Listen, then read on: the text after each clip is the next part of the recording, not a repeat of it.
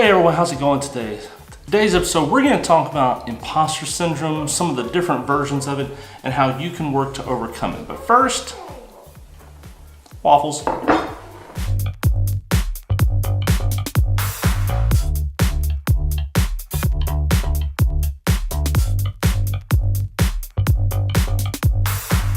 You ready, Liam? Yes. Yeah, what are we going to go see? A little fun dip. What movie are we gonna go see? You wonder? I wonder too.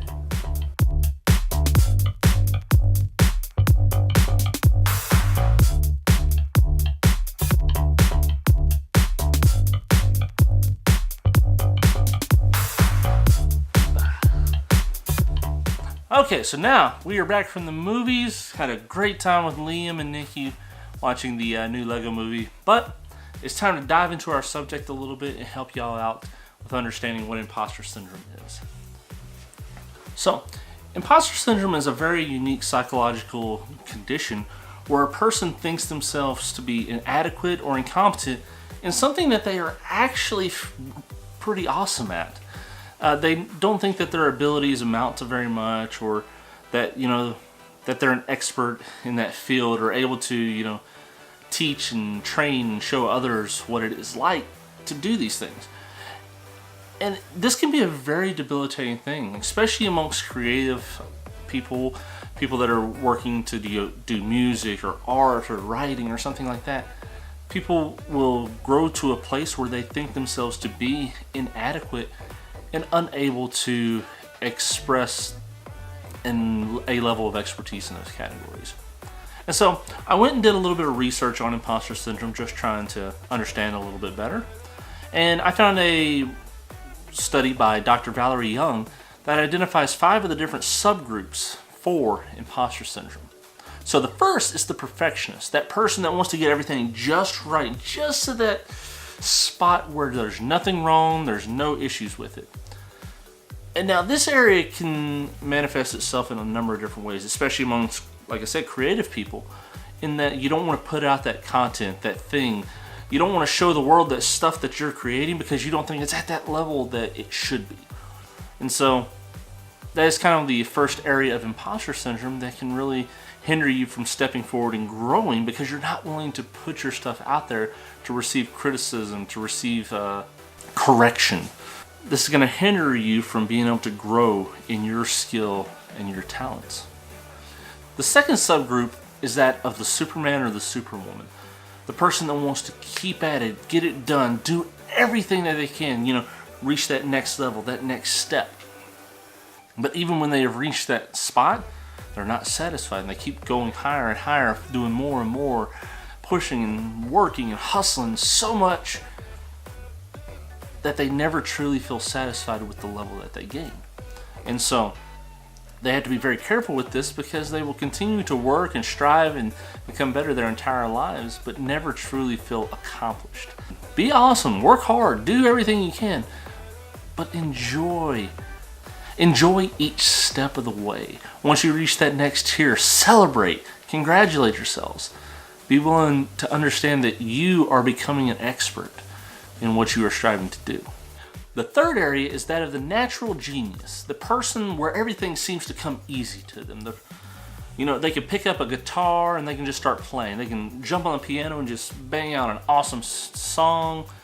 They can step in front of a mic and sing or speak. They can write a story in a matter of seconds. But then they hit a spot. They hit a wall where their level of genius and ability is going to be tested and pushed a little further. And a lot of times when they hit that wall, they bounce off and they go do something else. They stop. They doubt their ability to push through and overcome. It's not easy anymore, so I must not be good at it, is the thought process.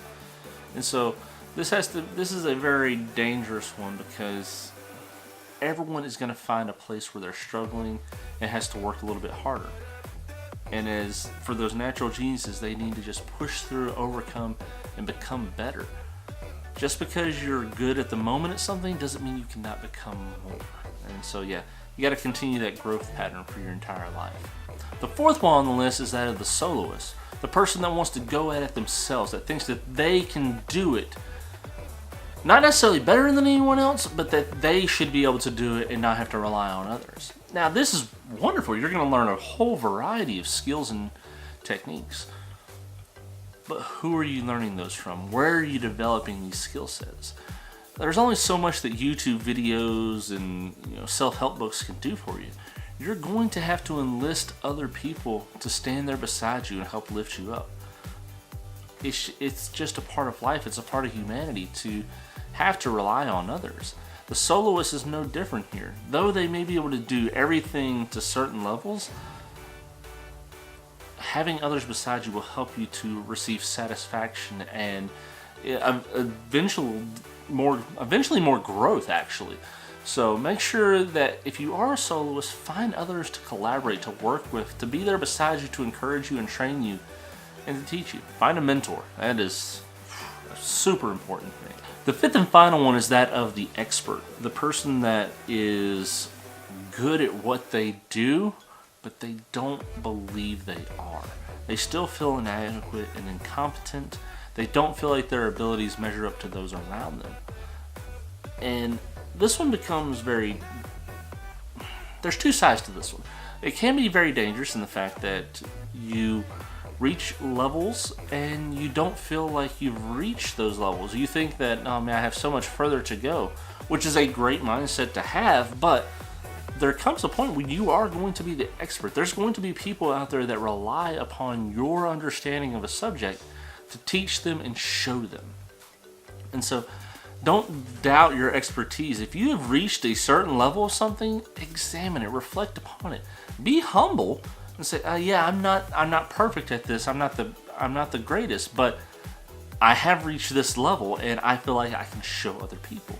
That is an amazing place to be in, because humility is wonderful. Humility is one of the key principles of being a leader. And yeah, we'll do something totally different on key principles of leadership later on down the road, but for now, keep that in mind. Though you may not think yourself an expert, you've been working hard at this, you've been trying, you've been pushing yourself to learn. Maybe it's time to step out and start teaching some others and showing them what you have learned along the way. So looking back on all these different traits and these different subgroups of imposter syndrome, it can be easy to kind of throw yourself into a number of different categories. For me, I see myself as kind of that natural genius, maybe even a little bit of soloist and even the expert. I've been working at music for over 15 years now. I've reached a point, I think, that I should be able to show people how to, play a guitar, play a piano, sing a song, maybe do a little bit of music stuff. Now, I don't believe myself to be an expert in any sense, but I've also been at points within my life where I haven't felt like worthy to show anyone. I felt so just down that I squander that ability. I keep it all to myself and I don't allow myself to grow by showing others and being that example and that expert for them. Soloist, I try to do everything on my own. I am a jack of all trades. That's my gift and my curse, I think, because I want to learn everything. I want to grow in everything. So I kind of reach a point where I rely on myself to do it all. And nope, I have to learn to hand things over to others and rely on others' skills and their abilities to be able to help me grow. So I can't do it all on my own. I have to learn that and I have to accept that so that I can overcome my imposter syndrome. That is going to be all for me today. I hope that this video has been a bit of an encouragement for you. If it has, be sure to hit that thumbs up down there. Leave a comment below. Let me know some of the things that you struggle with imposter syndrome. If you have any issues or things of that nature, I want to pray for you. I want to talk with you and be there for you. We're all kind of in this stuff together, and it's good to be able to see encouragement and be able to uplift each other in our times of struggle. With that, go ahead and hit that subscribe button if you haven't already. Ring the bell and make sure you get notifications for any of my future videos I post. Caveat to that, I have been a little bit busy with school, but that's going to be changing here in the next few weeks. I'm making some adjustments. And so I was planning to do every single week to post these, and I still am, starting here in next week and moving forward. But for now, be sure to hit that bell, that way you receive notifications either way. That is all for me today. God bless all of you. Take care. Leave that comment below so we can talk a little bit. And you know what? I'll see you next week. Y'all have a good one. Take care.